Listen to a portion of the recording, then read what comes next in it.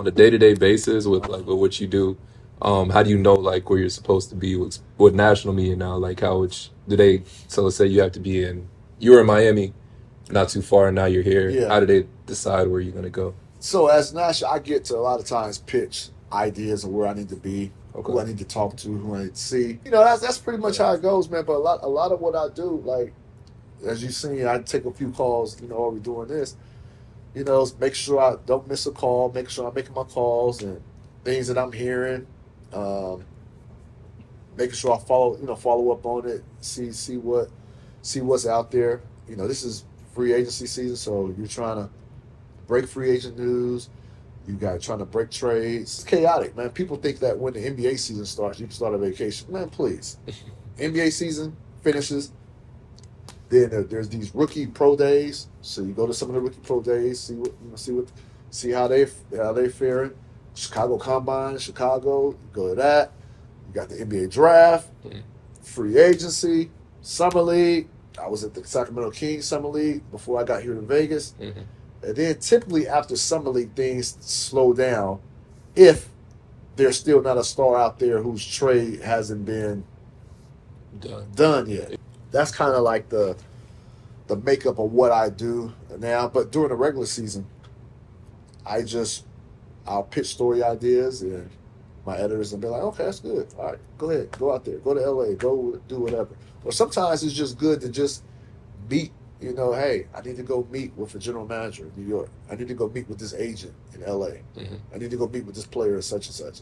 And it might not be for a story at that time, but it may be something that leads to a story or a big scoop Later on. later down the road. How do you guys know, like, on draft night? I don't know if y'all, like with draft night, when Yeah. you guys announce who gets picked before the people actually get selected, how do y'all know? Y'all be like 7 picks ahead before. So The I always NBA's wonder. tightened up on it now. It was They don't like that. 'Cause Yeah. I didn't know if that's how they wanted it Yeah, to they, be, or they tighten up on it. I don't do yeah, it as much as Woj and Shams. I do it from time to time. Um, what's the best way I can say this? you got kids. I always wonder. I don't know. I was like, damn, I didn't know so and so's getting picked 6, or I was like, they're on the 10th pick. The TV show's the Yeah, third. Yeah. it's out of the agent. It's So out the of the teams player. don't mind either. Depends. Okay. Oh, it depends on the team. Yeah. Okay, that's fair. Like That's fair. if the team, You don't gotta say too no, much, yeah, I man. can say no, but if the team has already made their pick, Okay. because they have 5 minutes in the first round. They got, what is it, 5 minutes on the clock Yeah. before the next team Yeah. selects. Mm-hmm. They submitted their pick in the first 10 seconds, Mm-hmm. but they let the rest of the 5 minutes go off. So if they already submitted their pick, they cool. Yeah, cool. Yeah. Yeah, so Sure. they don't have no problem. Maybe no problem telling. Oh, they gotta submit it and then. Yeah. Oh, okay. I never knew it worked like Yeah. that. Okay. They got to submit their pick. Okay. I didn't know they submitted and then people. Okay, so that's how y'all probably could get it.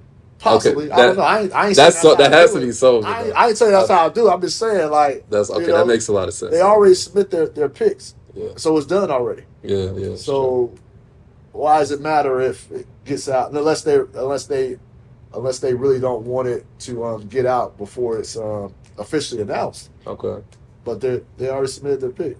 Sure. The viewer just has to wait for the 5 minute period to be able to get the official announcement from Adam Silver. Okay. Sure. All right. That makes a lot of sense. That's the way it could be. I don't know. That's the way That's, it could be. they got a lot going on. I heard some stuff. That's I the way- heard some stuff. They That's got the a way it lot. could be. That's cool though. That's like because it's cool how they're so ahead. Yeah. The last thing I asked is like some advice type of stuff. Like people who go undrafted Yeah. and they're looking. Like I was just telling him earlier. I was like, it's about the agency you sign with, Yeah. who you know, because everyone's good. You think Mhm. about it.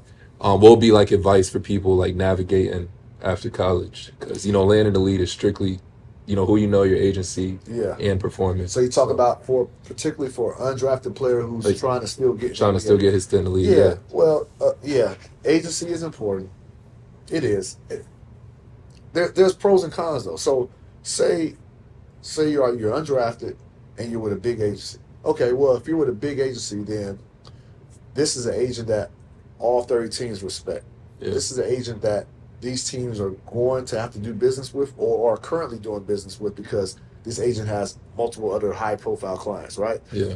And there's favors exchanged because they want to be in the graces good graces of this agent. Mm-hmm. So then that agent can use you or use the undrafted player to say, hey, take my guy, sign him to a 3-year deal. Oh, they can do that? Man, Okay, if that's they tough. say, hey, take my client, give him this, he's solid. Take him, give him a 3-year deal. Yeah. Because that team might say, yeah, we want that star player you got in free agency next year. Yeah. Oh, you want him?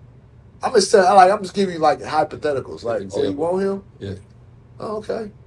All right. You may consider. But in the meantime, I need you to take this kid right now. And so you got a whole year to like talk about that stuff. You know what I mean? So it's like favors. You know, those things happen. Big agency, you got that type of clout. Now, the problem is being in a big agency is that you can get overlooked because that agent might be dealing with a whole bunch of other superstars. They don't have time to invest in you, time to talk with you, and all that. So you may feel left out. They feel like you're not getting the help that you need. And so if you go to a small agent, you know, or an agent that just has 1 or 2 clients, you're going to get all the time you need with the agent. You know, you're going to be able to talk with him, communicate with him. Like, you're going to know that he's working for you because he's not scattered to a dozen other players. But the problem with that is that agent that only has you probably doesn't have a lot of relationships with the teams. You know what I mean? It's like, so some teams look at a few agents who come and go. There's a lot of agents that come and go. Most agents come and go. So a lot of teams will be like, man, I'm going to deal with you. I'm only dealing with you because of that one player. But I know that player, when he gets his big deal, is probably going to leave you anyway and go to a bigger agency. You know what I mean? So I ain't got to treat you with the same respect. You know what I mean? I ain't got to answer your call when you call. You know what I mean? It's like, there's that dynamic. But you got to start somewhere at a small agent. So hopefully you can find a diamond in the rough and then have them blossom. And then the problem is, too, a lot of times when these guys blossom, they'll leave their small agency and go to a big one. So hopefully you can blossom them and they stay, and then you can get more because people see what you did with that guy. So you got to start somewhere. So there's pros and cons to being with a big agency opposed to a small one. Yeah. Okay.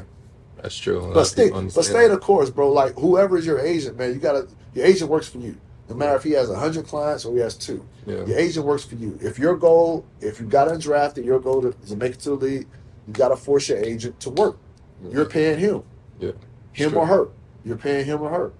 So make them work, make them earn their money, and that's it. Don't give up on your dream, though. So, thank you. I heard that. That's free game for people. I don't think a lot of people talk about that side of stuff. Yeah, they just think, that's behind the scenes. Yeah, it's and I seen that firsthand because I didn't understand it at first until I was like, okay, this is how this works. Yeah, So that's behind the scenes. It's not all about being just the best. Yeah, for sure. It's all behind the scenes. Agent is very important in this business, and they do a lot behind the scenes to try to maximize it. And again, there's pros and cons to both sides. Going to big agent, small agent. At the end of the day, whoever you pick, just make sure they're working for you. That's it. So, all right, man. Thank you so much for doing this. All love, bro. And giving us time. Appreciate it, man. Thank you so much. Appreciate you.